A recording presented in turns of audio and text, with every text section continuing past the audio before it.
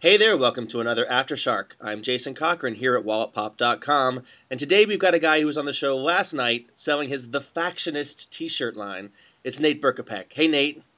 Hi, Jason. Hey, now it's funny because, you know, you actually go to school at NYU, which is right around the corner from WalletPop's headquarters, Yes. but yet you're calling us from the wilds of Minnesota, and so that's why we're talking by Skype right now. The wild frozen tundra, yes. Yeah.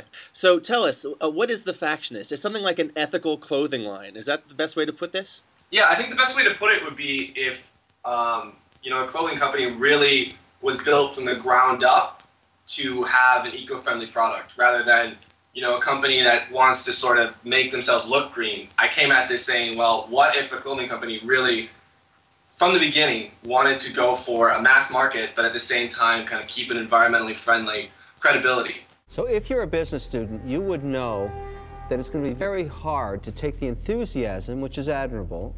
Everybody wants to save the world. Me too. Love that. Want to make some money along the way. The t-shirt business is a brutally competitive business. You know that from the streets of New York. Any guy and his dog can stamp a t-shirt. Margins are razor thin. Disagree. Our margins are over 50%. That's irrelevant. I mean, that's not even a business yet. So the Sharks didn't really go for the business, and they had a few reasons for it. Do you think that their reasons were valid? Absolutely. I mean, when I look back on it, because I think any Shark Tank contestant that didn't end up getting exactly what they wanted out of Shark Tank is going to look back and say, what did I do wrong? Blah, blah, blah. And, you know, really thinking about it, I didn't do anything wrong in the tank. Like, I felt like I presented what I had as best I could. But, I mean, the Sharks want to see an opportunity that has less risk. I think Damon had, you know, was coming from his perspective of FUBU, and his brand is very, you know, FUBU was on all the clothing. He wanted you to put your brand somewhere on everything that you sell so that people always know it's the Factionist. Right, and I've gotten people telling me that before, but I'm not there yet on that. From a business perspective, I don't think it's always been done. I don't think it has to be done. But I still understand, though. Why wouldn't you want your brand on your clothes? If the message, if what the clothes are trying to say came across strong and well enough, that by itself is a stronger, you know, brand association than just a name. And I imagine you still need an infusion of capital in order to make all these plans happen. Yeah.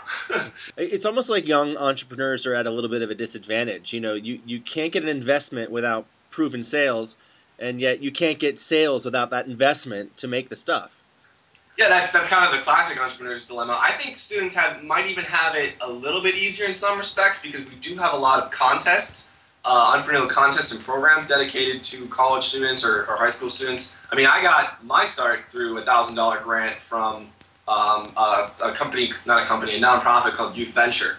So I got to ask you, you had your T-shirts were, I think, sourced from Uganda, right? Yes. So, well, some of them, not all. Some of them.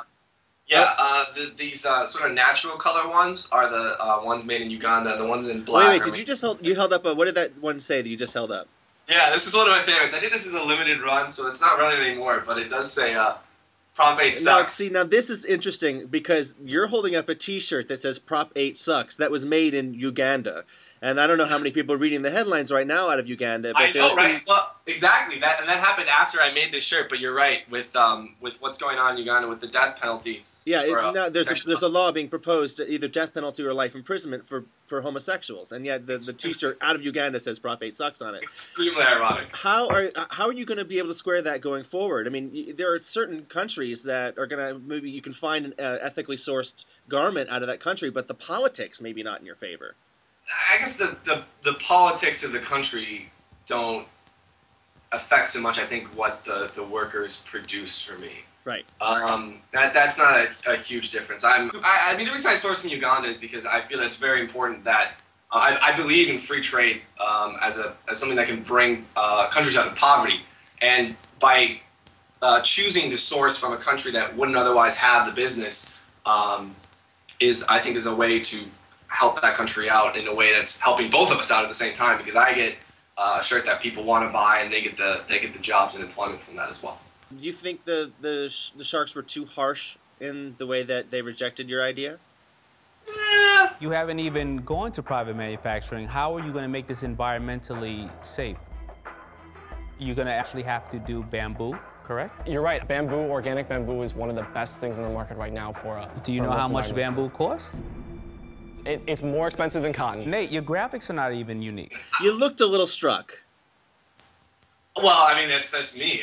I have so much invested in it.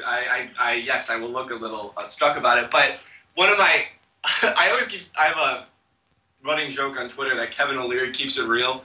I love Kevin O'Leary. Somebody gets a lot of hate, but it's their money. They don't have to invest in me. How many more years do you graduate? I'm a sophomore right now, so I got 2.5 years. Well, hey, you're going to be even more busy now that the show's aired, and people are going to be going to the Factionist. Yeah. Factionist.com, so everybody can check out the stuff that you've been selling.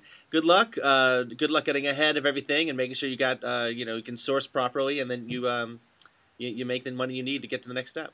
Yeah, thank you very much, Jason. Sure, no problem.